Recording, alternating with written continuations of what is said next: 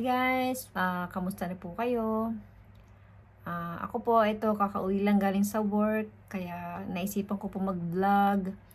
Welcome po sa mga bagong nakakapanood ng aking channel. Sana po ay pasubscribe naman po sa aking channel.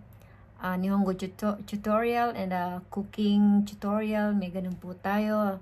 At saka in-explore ko po ang kung ano pa man po meron dito sa Japan, ituturo ko po sa inyo. So for today's vlog guys, ituturo ko po sa inyo yung 4 na word na ito po ay ang dyan or there, dito, here, at pupunta, I'm going or going, pabalik, going back, ganun po. So, dito po muna tayo sa dyan. Ang Japanese language po ng dyan, diyan or dyan, ay soko ni wa. Soko ni wa. Soko ni wa.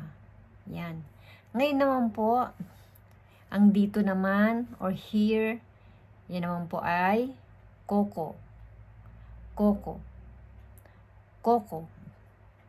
At yun naman pong papunta or pupunta, ikimas, ikimas, ikimas.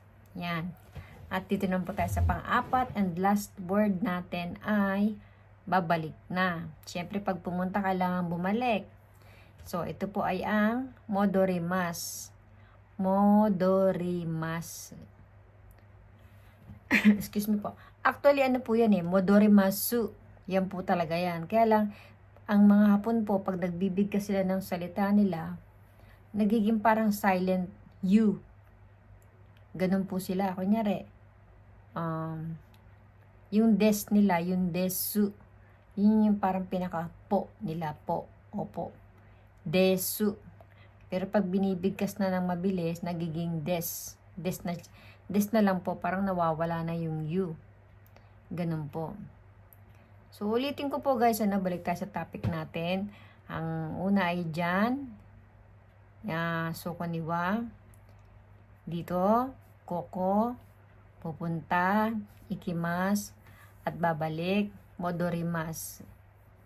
So, sana po may natutunan na naman po kayo ngayong araw na ito. Pasensya na po kayo, no? At madalang po ako makapag-upload. At hindi rin po ako masyadong makapag-upload ng makapag-explore dito sa Japan dahil po sa work ko. Marami po sana akong gustong puntahan para maipakita ko sa inyo yung ganda ng mga lugar dito sa mga hindi pa nakakarating sa Japan, para ma-inspire naman kayong masyal sa Japan. Since okay naman na po, wala na namang pandemic, so maluwag na po ang pagpasok dito sa Japan. Hindi kagaya nung pandemic, nagsara talaga yung airport, di po ba? So, for today's vlog yun lang po muna. At meron pa po akong gagawin, so sana po panoorin nyo ang vlog na ito. And maraming salamat po. See you on my next vlog. Thank you guys. Bye!